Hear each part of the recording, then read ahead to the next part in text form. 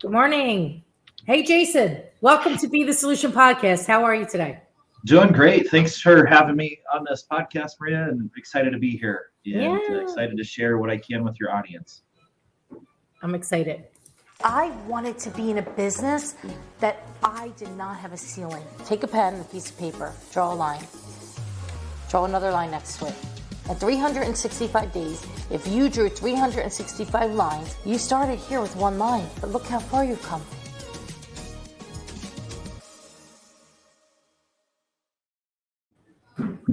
How goes it? Doing great today. Excited to be here. Excited to see you. Happy holidays. Yeah, you as well. Yeah, I'm ready for my holiday party tonight. I have my red shirt. They said it looked purple, but it looks red to me. Well, there you go. I like it. Yeah, yesterday I was at a holiday party and my wife said I wasn't Christmassy enough, so I had to change before we headed out the door. It's that time of year. Yeah, So it's exactly. good. So it's good to see you. So, gosh, you just entered the industry 7 months ago. No, I'm kidding. Yeah. It's been quite some time. How'd you get Yeah. started? Yeah. So um, I grew up kind of in the industry. My father got into real estate in 1992, and I was in junior high school, so I kind of got to watch him build his business from the ground up, and realized I never wanted to be a real estate agent when I was a kid because he was always on the phone on evenings and weekends, and I'm like, I'm never going to be a real estate agent. So I decided to pursue a college degree in civil engineering, did that for a year, and then asked a professor, so what's my career going to look like over the next 3 to 5 years? He said, you're going to be in a cubicle using software and a computer crunching numbers, and that just, like, there's no way I'm doing that. So I transferred majors into construction management where I could actually interact with people because that's my personality. And so I had some engineering courses, some business courses, and some construction courses. So it was a real nice fit my personality well. And I ended up, while I was going to college, I was flipping homes. My dad taught me kind of that process. So we were flipping homes before they even called it flipping homes back in the 90s. Oh, what did they call it? I don't know what we call it, just fixer uppers. We were just fixing up, rehabbing Fix, homes fix and and flip. making a profit. So this is before all those property ladder shows, and the profit margins were quite a bit higher because there weren't as many people doing that. So I was watching that, and I always knew I wanted to be involved in real estate investing. I just like, I don't want to be on the sales side of it. So I was always involved with these flip projects with my dad because I just went up the road to Colorado State University. It was about a 2.5 hour drive. So I'd come home on weekends and do some work with my dad flipping homes while I was getting my degree. Ended up working for a framing crew, and just literally from framing homes to installing windows and doors, installing cabinets, finished carpentry. I learned physically, I was the laborer on a lot of that. And then as I went through college and got more education and finally graduated, I was in the management side in commercial construction projects. So started working for the large corporate companies. Uh, they made a lot of promises, and I realized I didn't want to work for the man or work for somebody else. And so after I had 2 years of experience, before I even did that, I'm like, Dad, I don't want to go to college. I just want to flip homes and make a bunch of money buying and selling real estate. And he said, we're helping you with college, son. You need to finish your degree and get 2 years of experience. So I remember I had 1 year and like 10 and a half months of experience with the company right out of college. And I told them what they were wanting me to work 7 days a week. Uh, they promised certain raises that didn't happen, and my colleague said, well, you're doing a good job, that's really strange. So anyway, long story short, I called him and said, okay, I've got to wait 2 more months, but I want to come back and move back to Colorado Springs and learn the real estate sales side. And he said, they're doing what? And I explained what was going on. He goes, yeah, you pack up and move your family down or sign up for real estate school. You don't worry about it, you just give me your 2 week notice, because I'm not okay with that either. So uh, I'd purchased a home in Denver and was actually gutting and remodeling it while I was living in it with my wife and 2 children. So that was a whole project, and going to real estate school. So we moved back down to Colorado Springs from Denver, and within a month of moving back to Colorado Springs with my family, my wife at the time I came home from work one day and she said, yeah, I don't think I love you anymore and I'm too young to be a mom. Peace out. So here I just quit my comfy cush corporate job with all these benefits. And here I am with an 18-month-old and a 4-year-old as a single dad and like not a whole lot of support. My parents were there to help. But my dad was, I was a little frustrated at first, but then I thank him for it now. He said, okay, well, you know how to be a laborer. I'm going to pay you, I think it was like $14 an hour. And I just bought 2 homes. And so you can strap on your tool belt, drop the kids off at daycare at 6 o'clock in the morning, work till noon or 1, clean up, come into the office, and I'll teach you real estate from 1 o'clock to 7 o'clock at night. And that's what I did. I did that for 6 months. And he said, oh, by the way, all the people you referred to me while you were in high school and college, those people that I've closed deals with, those are my clients. Those aren't yours. You can't have them back. And I thought, oh my gosh, what am I going to do? So I realized real quick that I needed to build a client database. And I literally started door knocking and cold calling and reaching out to everyone I ever knew at that time. So I grew up in Colorado Springs. I'm a native of Colorado. And so that's how I got into real estate. That's how I really got going. And I just didn't give up. So yeah, it's just been a journey. It's a lot. That's a lot to unpack. Yeah, I mean, it's a lot, but it's made me who I am today. Exactly. So what year was all this? Did this happen? This happened in 2003. So this is right when, right after the tech bubble burst in 2001 and homes just started increasing in value and builders started building a ton of inventory and we were off to the races. And yeah, that started in 2003. In 2003. So you were licensed in 03? Yes, in June of 2003.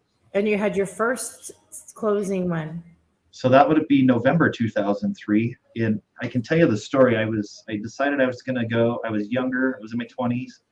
And I'm like, well, I need to teach people that renting is, if you can afford rent, you can buy. And so I started door knocking apartments and these rental units. And I started getting chased off by the property managers. But I remember the very first time I just, here's a little tip. I was working on handouts because I'm like, I got to hand them something. And I remember sitting in my office working all day on this little flyer. I didn't know what I was going to put together. And my dad said, just get out there. Just get out there. You're spending too much time on your marketing. I wanted it to be perfect. He's like, just print it out and go. So I left after spending a stupid whole day on this little flyer that I was going to hand out.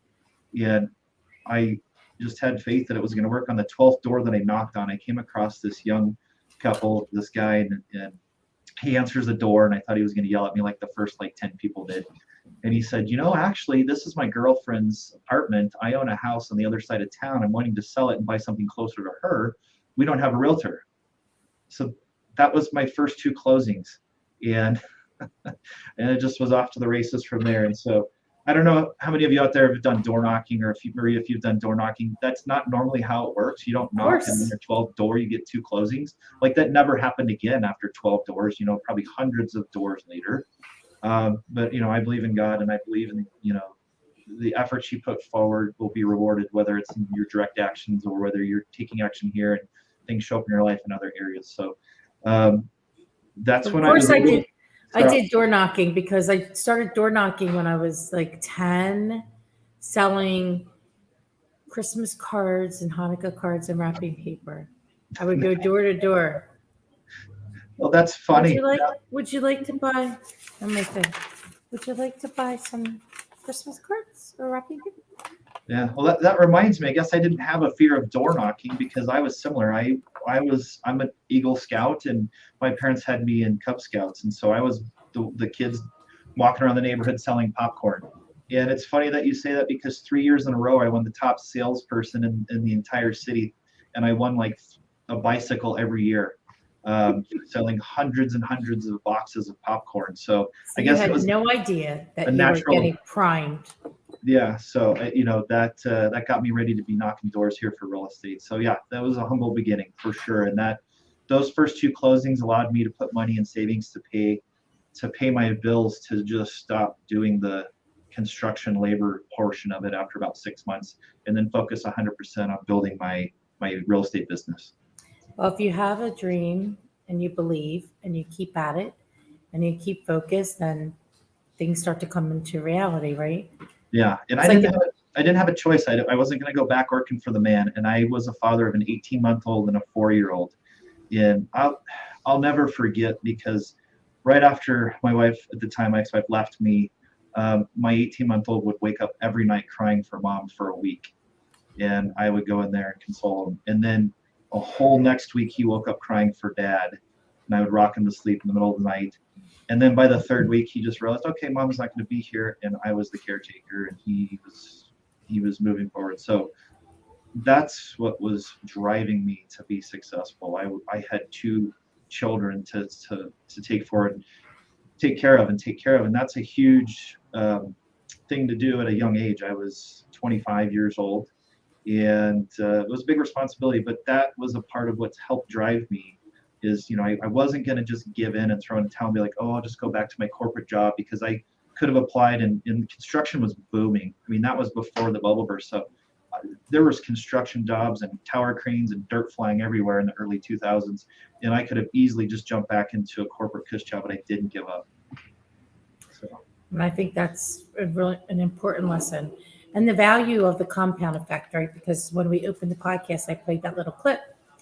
And that's exactly what happened. Every day you went and you got a little bit better and a little bit better and a little bit better, to the point where 6 months later, you're having your closings, making money, putting some money in the bank, being able to support your family.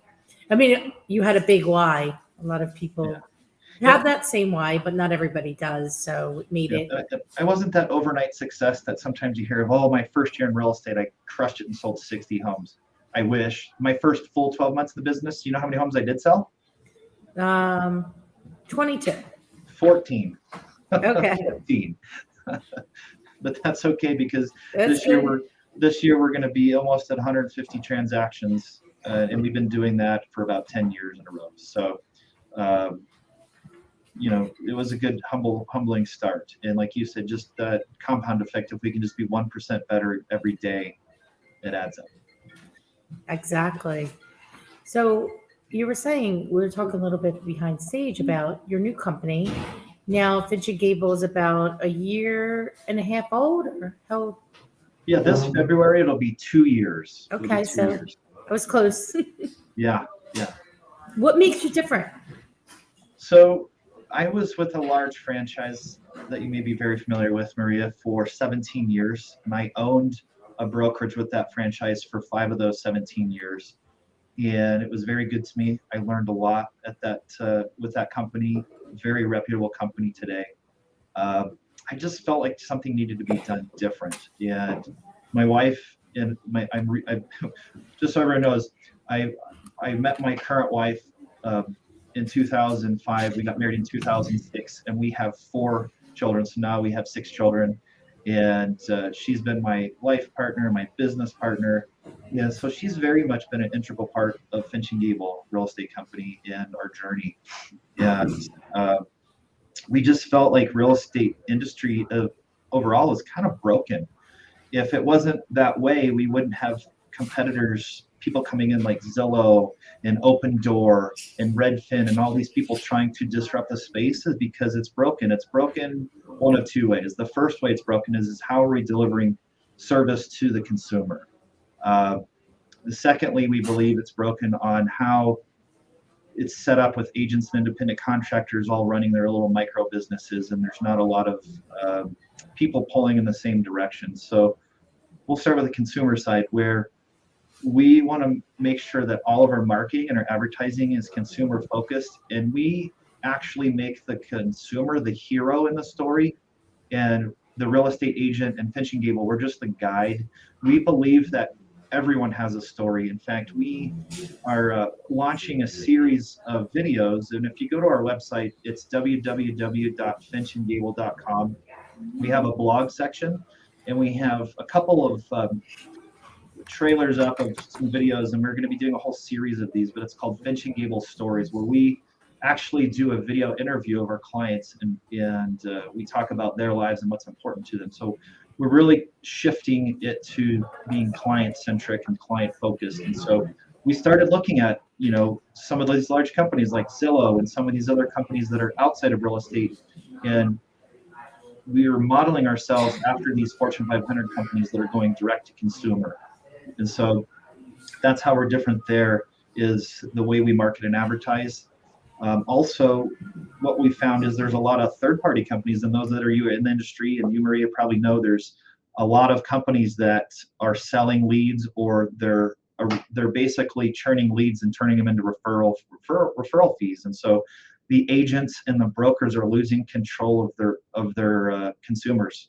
And so as an agent or a broker, as a business owner, you're beholden to whatever price they want to charge for the leads. You're beholden to whatever referral fee they want to go. And as we know, referral fees have almost doubled in the last 2 decades from what they used to be years and years ago. So we decided we're going to take control of that and go direct to the consumer. And we've created a very advanced marketing platform where we're on TV, radio, print, digital. We're on YouTube. We're on Google. We're on every nook and cranny we can be. So we're promoting Finch and Gable, and it's all about the consumer, the client, and their experience. So, any questions on that side of it? So how are you? You're at so many places.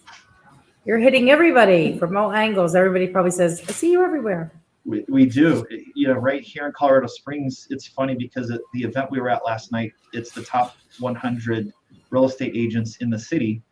And the conversation when people would approach my wife and I last night is, "Oh my gosh, what are you guys doing? We see you everywhere. We love your commercials." So what does that say when you have 100 of the top agents, and at least, conversations with a dozen of them, they start off with, "Oh my gosh, wow, what are you doing? We see you everywhere." So it's working. And we literally, we had to come up with a strategy. We launched this only back in May, and so we're not even into a year of it. And people are calling us when we talk about the consumers. I just sat down with the seller, what was this, Thursday last week, and they said, that we've actually had a 15-year relationship with another real estate agent. My husband wanted to use that agent, but I saw your commercials, I've heard you on the radio, and I see you everywhere. Number one, you're everywhere. So if you're that persistent in your marketing, we know you're going to do a good job for us. Number two, the way you're advertising is different than anyone else we've ever seen in this industry. And for that reason, we knew we had to have you to list and sell our home.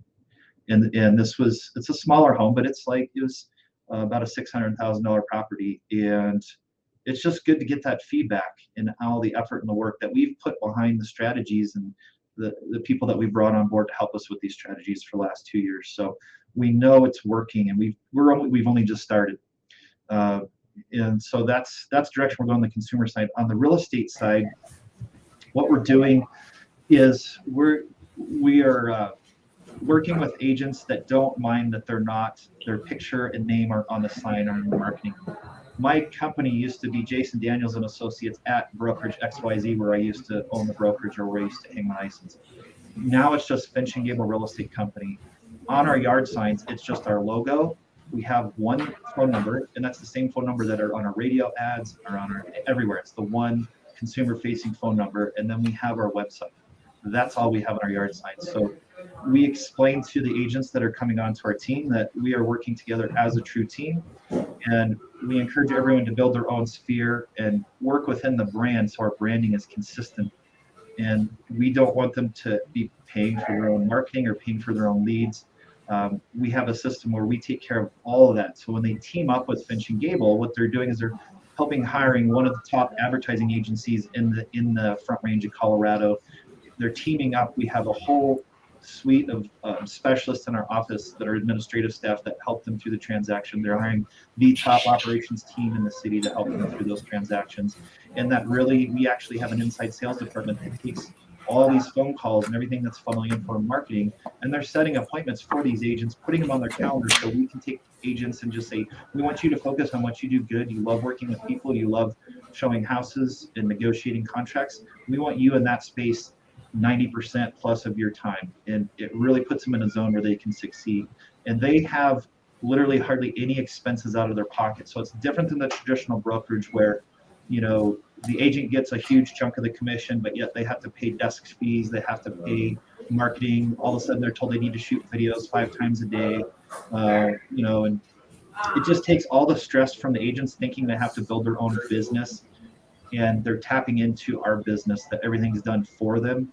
They just need to be committed and dedicated to working within the system. Now there's leeway for them to create their own identity with their own sphere groups, and if their kids are playing soccer and they're putting out their they're using our branding to brand to their sphere, but overall to the overall marketplace, we don't have agents doing independent marketing, which frees up a bunch of hassle, stress, and headache for agents.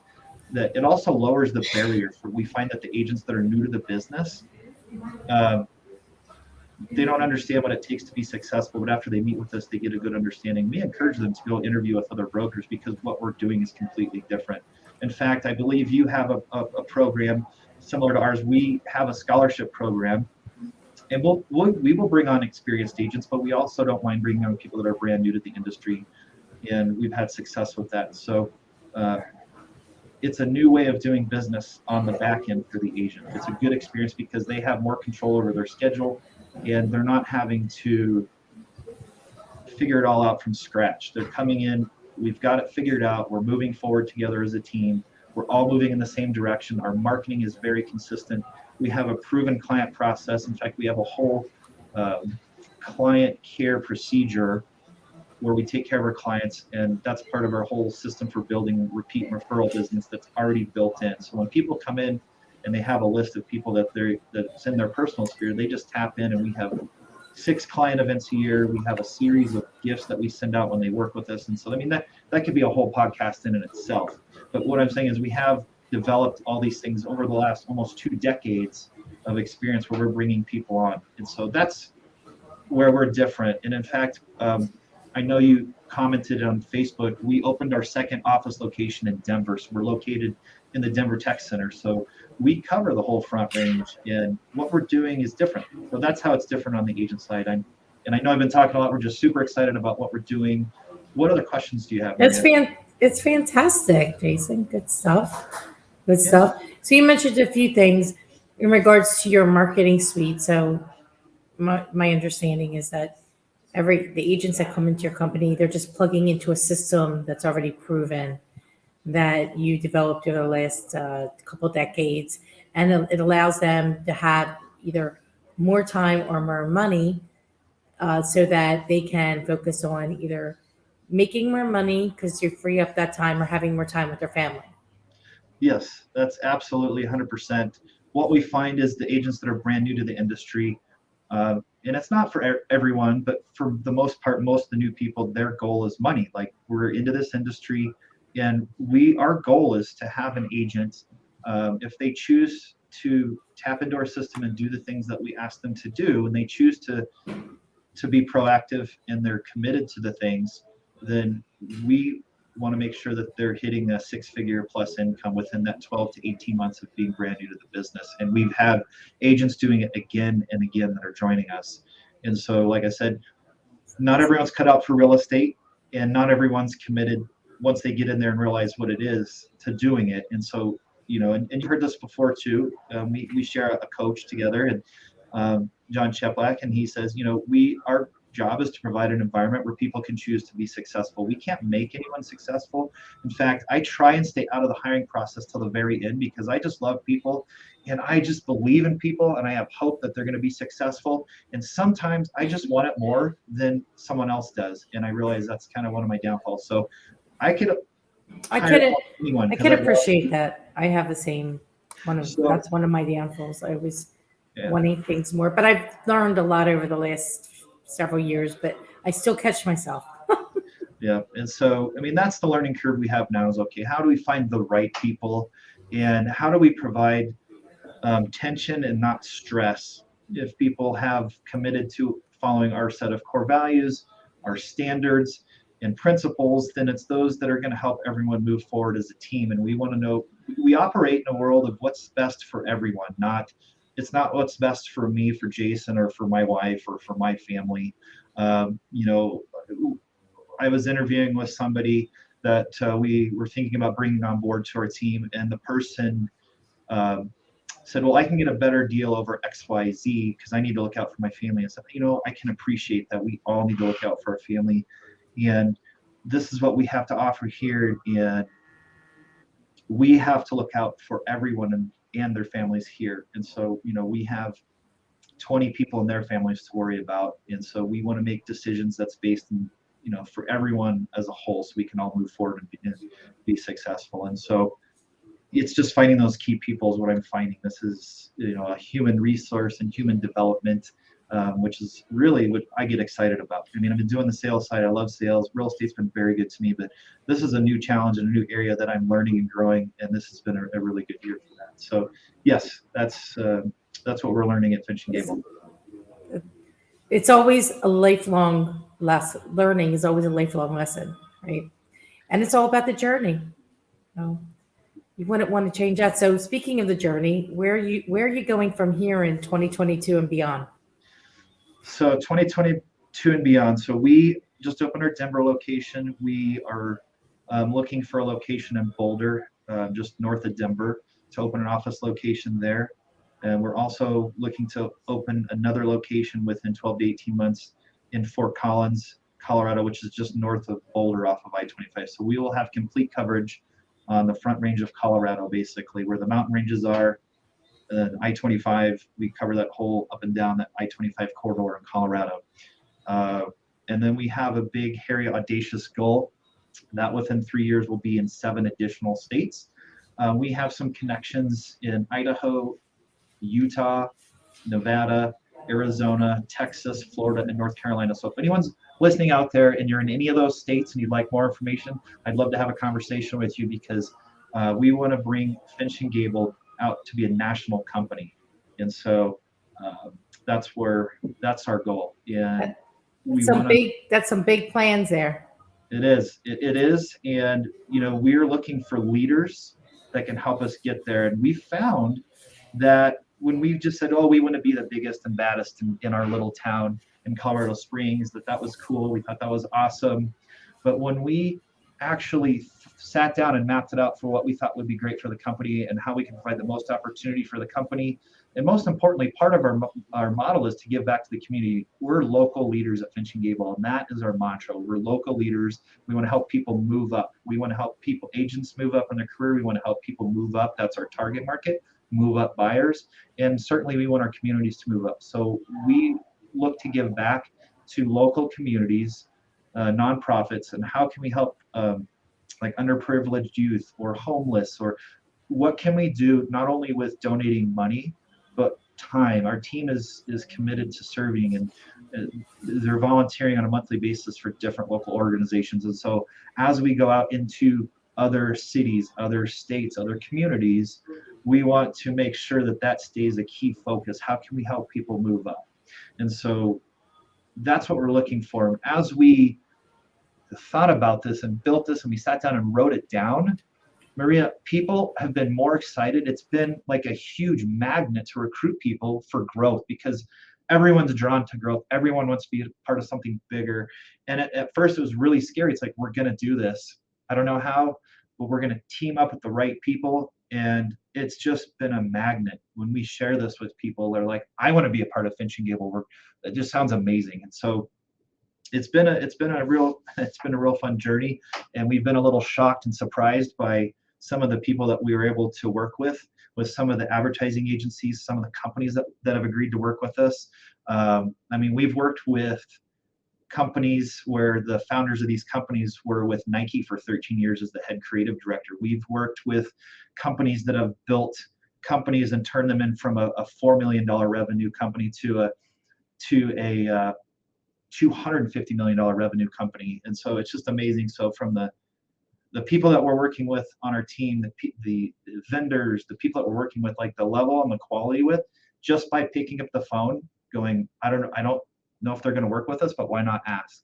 We're reaching out to the people that were doing advertising for Nike, and we're starting to think bigger. We feel like, okay, we were a small fish in a small pond. Now we want to be a small fish in a big pond, and then eventually grow from there. So the lesson from there is just think bigger and just have these crazy goals and then take action.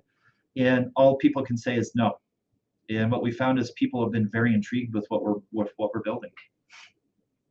That's awesome. That's great stuff. I have a question for you. So you put a lot of stuff out there and you're doing a lot of things. What did you have to overcome in order to be where you are now? Let's see. Well, there's a lot of things that we've had to overcome, a lot of fears that we've had to overcome. Honestly, there's a lot of work that I've been doing this year with my coach and with other people in my life as far as identifying, okay, I thought everything was great, and just identifying, hey, I feel like I had to recognize this, that I'm still operating at a certain level out of certain fears. So it's shining the light on those fears and understanding what those are so we can help break them down and move past those barriers. And so I felt like for the last 5 years, I was hitting a glass ceiling. And it's finally this year, I feel like we're peeling away the layers, and it's still like a glass ceiling of like multiple layers. And I feel like we're busting through it, and it's 2 steps forward, 1 step back, 3 steps forward, 1 step back. But it's a lot of work on myself and taking 100% ownership of, hey, I made a mistake here. How did I participate in that? And how can we not do that again? And just learning how to build relationships where there's ownership on both sides of that relationship and not setting up false expectations. Like I said, I feel like I'm understanding that building a business, any business, it's not just real estate, is human resources, the greatest capital that any business can have. And it's taking care of the people, taking care of your clients, and creating those relationships that you can build trust and move forward on. And so those are honestly some of the biggest hurdles, and they may not sound sexy and they may sound a little bit convoluted because they may not be clear to the audience, but just thinking back through the years, that I believe that everyone has things that they need to work through, and potentially anyone can be operating out of a level of fear or not taking 100% ownership of their past. And really, those are our coach John says, it's those little hinges that swing big doors. And it sounds cliche, but that's really, it's No as doubt. simple as that. It's not easy, but it's really that simple. Yep. That is also true. That is also true. So I'm a reader of books. How about you? Are you a podcast or you into books? Books, I'm trying to get more into podcasts, but I'm trying to just catch up with all the books that everyone likes to read. Um, I tend to like fall asleep when I read an actual book. So my wife's got me more involved with Audible and reading books that way. So I'm driving, or I'm at the gym working out, or on an airplane. I can just Yeah. listen. Anything right now that you're reading that would be something you want to share with the audience? Right now, like I said, I'm doing some internal work, and these are books that our coaches recommended, and it's The Heart of the Soul. That's a really good book. Kind of just Gary Zukov. Yeah, Zary Zukov, and then it just happened to be I was just curious about it, so I'm listening to Crushing It with Gary Vaynerchuk. Gary V. Yep. Yep, Gary V. There's a lot of good standards that we are reviewing annually every year. Eat That Frog with Brian Tracy is a great book just to refocus on what's important. Eat That Frog is a great little book. It's a quick read. When we are with our agents and our new agents that come on board and new agents that come onto our team, fanatical prospecting is just like a go-to. And Jeb Blunt. Even at the level that we're at, I'm at, where we're always recruiting agents, we're always looking for, obviously new clients. It's just a way to sharpen your skills in the actual prospecting so we can stay in that. We're reading as a leadership team. We formed a reading group with our leadership team, and we're committed to. I've ordered the books, and they're on their way. 5 Dysfunctions of a Team. That's a really good book. I've read that several times, but it's just a simple principles. Lencioni. Yep. Patrick Lencioni. He's got a lot of great books out there. He does. And they're easy to read because he writes them in the form of a parable, so it's like almost entertaining. I love that. It is that's actually pretty entertaining. It is. When they're on their retreat. And then really also a series of books that I'm just, instead of reading a ton of new books this year, I'm actually just going back through the books that have solid business principles, character building. So right now I'm rereading many of Gino Wickman's books, like Traction, Rocket Fuel, Get a Grip, How to Be a Great Boss. These are all books on how to structure a small business or mid-sized business even, how to properly set them up so they can run efficiently, and then also how to take care of people. And those are just some really solid books that I'd recommend as well. Sounds all so easy, but it's oh so not easy. Yeah, it's simple, right? It's simple. If we just do what we're supposed to every day, then if we start at A, we should get to Z. Right. But, But but we life, have things that happen in our life that come in and we have to be able to handle them properly. And it's all about your response of yeah, it. that's life happens, right?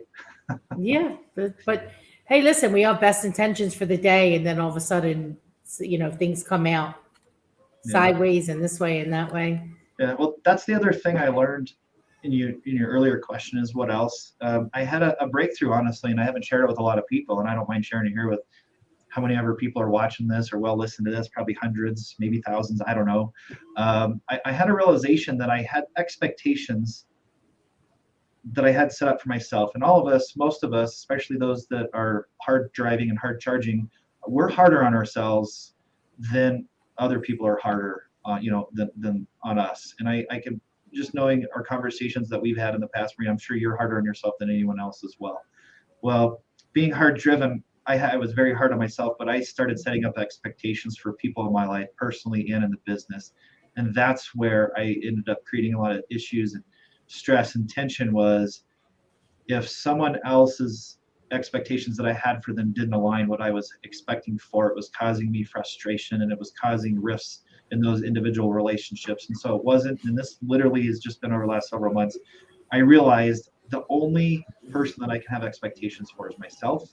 I can set expectations for my business, but if my business does not meet my expectations, then I have to look and hold that mirror back up and go, okay, that's my business. I need to take ownership in that. So it kind of was really freeing for me to realize, okay, I either need to you know, take care of something myself or just not set those expectations and help coach others up to their own expectations. And if someone else's expectations don't match up to what the company needs, then we need to backfill that area or we need to maybe find someone else to fill that seat. And it's just that simple because uh, unmet expectations it can cause physical sickness. It can cause mental stress, not only for you personally, but for the people that you've set these on.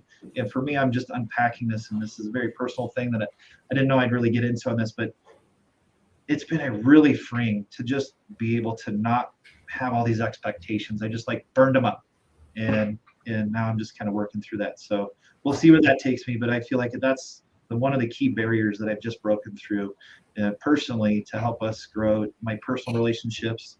And my wife and I really do have a wonderful relationship, but this is taking it to the next level with us personally, with my children, with the people on my leadership team, down to everyone in our company. Wow.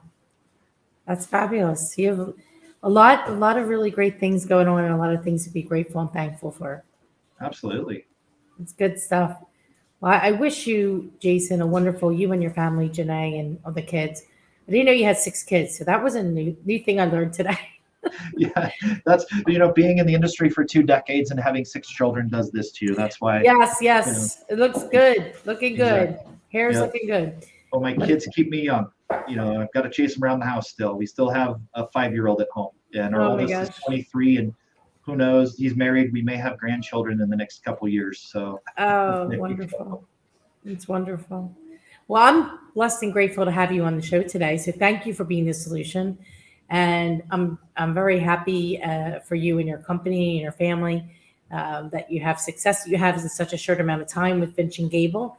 So keep up the great work with that. And I hope to see you soon in maybe January and February or one of these things that's going on. Yeah, that sounds great. Thank you so much, Maria, for having me on here.